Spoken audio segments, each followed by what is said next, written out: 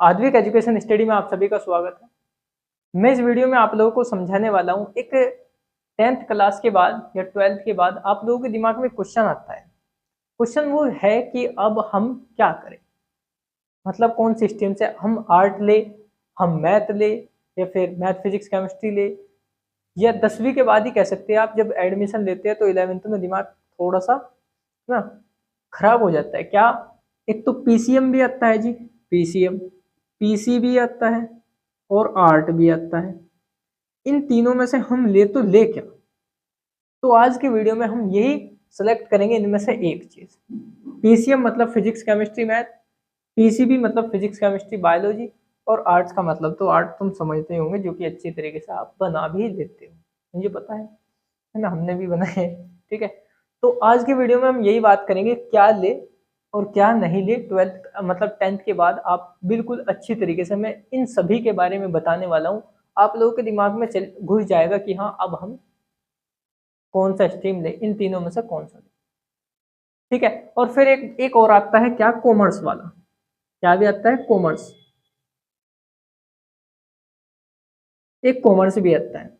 Commerce मतलब business वाला, business studies, business के बारे में बताया जाता है। और सब कुछ इनके बारे में वीडियो स्टार्ट करेंगे। और ठीक है, टाइम ना गवाते हुए वीडियो स्टार्ट ही करते हैं। आपके सामने 4 स्ट्रीम लिखी हुई है, मैंने पहले ही लिख दी है, आपको समझाना है बस। अब देख लो क्या क्या स्ट्रीम है। सबसे पहली जो स्ट्रीम है आपकी फर्स्ट नंबर पर है साइंस स्ट्रीम, जो कि बहुत अच्छी मानी जाती है। आज इसके बारे में भी हम बात करेंगे। इसमें 2 स्ट्रीम होती है, कौन कौन सी, एक पीसीएम और एक पीसीबी। पीसीएम का मतलब फिजिक्स,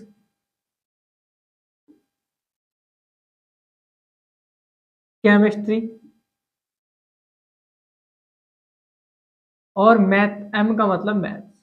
ये आपको तीनों सब्जेक्ट आपके इसके मिलेंगे। ठीक है, और पीसीबी का मतलब पी से फिजिक्स और सी से केमिस्ट्री और बी से बायोलॉजी। आपको इसमें बायोलॉजी मिलेगी। ये 11th क्लास में ही आप लोगों को चूज करना होता है। ठीक है, अच्छा पीसीएम से क्या क्या कर सकते हैं, देखो पीसीएम से ये तीर का चिन्ह जा रहा है, एनडीए की तैयारी, नेवी की तैयारी, डाटा साइंस की तैयारी, किसी भी प्रकार का कोई भी एग्जाम हो, किसी भी प्रकार का कोई भी एग्जाम हो, आप इस पीसीएम से कर सकते हैं। किसी भी प्रकार का कोई सा भी आपके दिमाग में आ रहा हो, छोड़ करके डॉक्टर की तरफ को, मतलब एमबीबीएस, ये छोड़ करके आप लोग क्या कर सकते हो, किसी भी जो भी आपके दिमाग में आ रहा हो, कुछ भी आ रहा हो एग्जाम, यूपीएससी का एग्जाम, या भाई फिर एसएससी की तैयारी, एमटीएस की तैयारी, एसएससी में जितनी भी पोस्ट है सब की, या कह सकते हैं आप एएनएम जीएनएम भी आप लोग इस पीसीएम से कर सकते हो।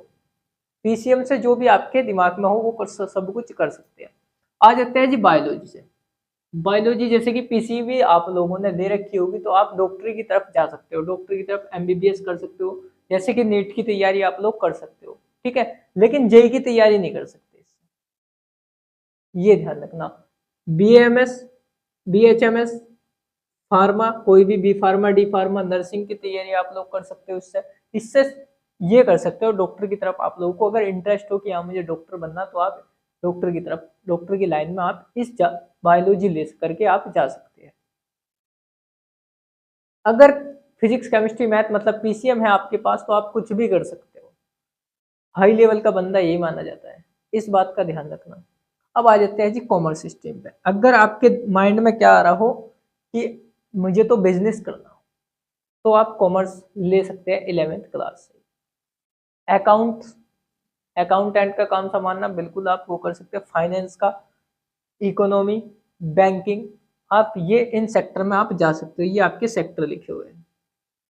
बिजनेस, बिजनेस सेक्टर में आप जा सकते हो, अकाउंटेंट के सेक्टर, फाइनेंस, इकोनॉमी, बैंकिंग, ये एटीसी। ठीक है, ऐसे अगर सेक्टर में आप लोगों को जाना है तो क्या लेना पड़ेगा, कॉमर्स स्ट्रीम। इसके बाद आ जाते हैं जी अकाउंटेंट, अकाउंटेंसी, और ये मतलब सब्जेक्ट नेम है, अकाउंटेंसी, इकोनॉमिक्स, बिजनेस स्टडीज और मैथ्स ऑप्शनल है, आप लोगों का चूज करना है मैथ्स। ठीक है, तो ये आपके इसके क्या होंगे, सब्जेक्ट होंगे।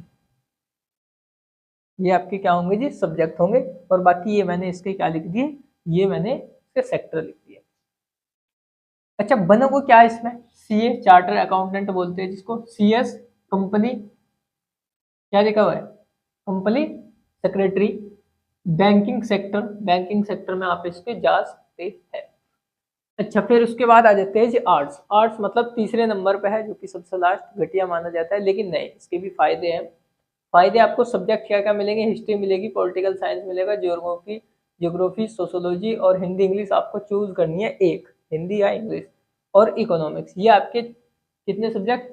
एक, दो, तीन, चार, पांच सब्जेक्ट आप लोगों को मिलेंगे आर्ट्स में। आर्ट कहाँ जा लीजिए, आर्ट में मिलेगा भाई, ठीक है। इसमें आप क्या क्या कर सकते हो? इसके बाद 12वीं के बाद बीए कर सकते हो, बीएफए कर सकते हो, एलएलबी कर सकते हो, बीएड कर सकते हो, कुछ भी कर सकते हो। बीए के बाद फिर बीएड होगी, एकदम बीएड नहीं कर सकते। तो आप ये सब कुछ कर सकते हैं। इससे भी छोड़ करके आप बीएससी नहीं कर सकते, आप बी टेक नहीं कर सकते, आप बीसीए नहीं कर सकते, ये लो, बीएससी मैथमेटिक्स से नहीं कर सकते, आप बीसीए नहीं कर सकते, आप बीटेक नहीं कर सकते। लेकिन ये जो बंदा रहेगा ना पीसीएम का,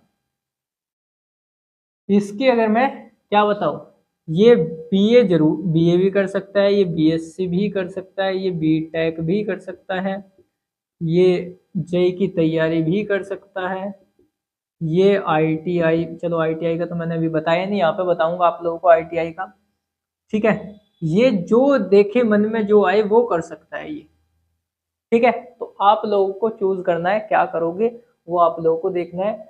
तीसरे नंबर पर अच्छा क्या बन सकते हैं जी हम इसको आर्ट लेकर के? हम न्यूज़पेपर, न्यूज़ रिपोर्टर बन सकते हैं, बिल्कुल ज़्यादा दिमाग की नहीं होता है।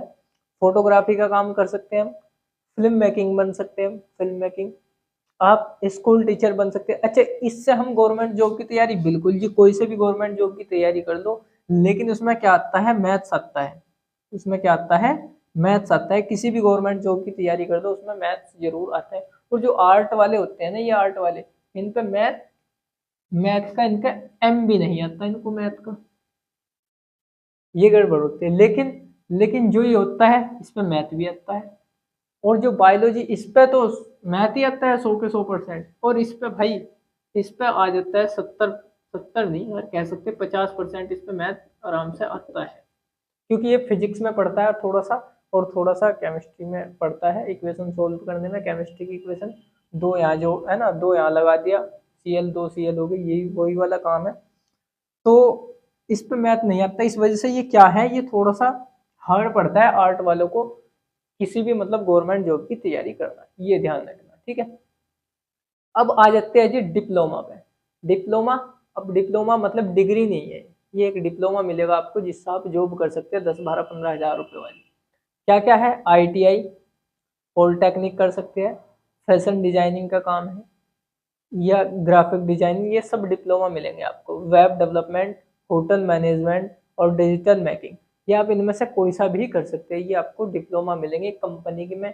आपको एक कागज बस लास्ट ईयर का, 1-2 साल, 2 साल का होता है शायद, 2-3 साल का, 10वीं से 3 साल का, और शायद 12वीं से 2 साल का, जैसे कि अगर मैं आईटीआई या पॉलिटेक्निक देखूँ तो कह सकते हैं आप ये भी कर सकते हो 10वीं के बाद, कोई दिक्कत नहीं है। ये एक डॉक्यूमेंट्स देंगे बस, ये कह सकते हैं जैसे कि इनकी डिग्री मिलती है, एक डॉक्यूमेंट्स इसका देंगे आपको, वहाँ पे क्या जमा करना है, और बस आपको जॉब मिल जाएगी ठीक ठाक तरीके से कि हाँ आपने ये काम सीखा हुआ है। डिप्लोमा का मतलब ये है, ठीक है।